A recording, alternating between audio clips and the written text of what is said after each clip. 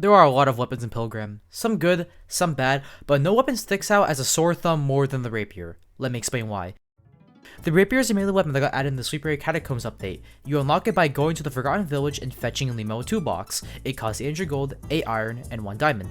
You get a weapon that deals 20 damage, has a range of 9, has 20% extra swing speed, 20% less end lag, and 50% piercing. Well, despite the Rapier's stats, it actually swings as fast as the old sword, if not a little slower. That's probably because its animation is stiff and the developers wanted to hide that with its 20% swing speed, but other than that, you got yourselves a pretty decent weapon for what stage you get it in. Like, this is a very solid weapon you can get right after Thief King. Also, the Rapier's unique ability where the farther you are from the enemy, the more damage you do, which means at the tip of the Rapier you get 4 more damage, which is pretty cool.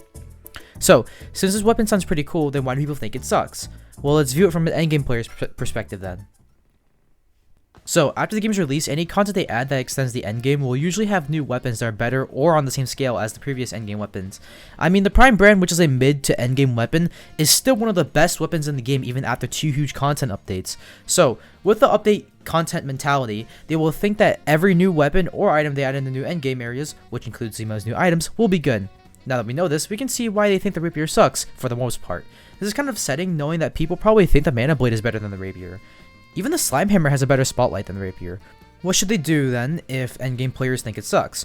Well, it's just me, but I think they should rework the Rapier's crafting recipe to fit endgame crafting recipes like the Haunted Scythe and buff it a bit. And in terms of the buff, I think they should buff its base damage by like 1 or 2 and make the cap of the gimmick damage go from 4 to 10. I think this will make the Rapier a lot more enjoyable to use since its gimmick is so mid. Like, every enemy wants to walk in your face anyway, and sacrificing mobility for the extra damage is never worth it. But since the gimmick is going to deal way more damage, it might be worth sacrificing some DPS accessories for, kind of like glorified Blood Twin Ariel. Well, this marks the end of the video. I hope you guys enjoyed the video. If you did, please like and subscribe. Also, check out my friend's video about the Rapier in the description. It's kind of a follow-up to it. And yeah, I guess that's it. And I'll see you beautiful fellers next time. Goodbye.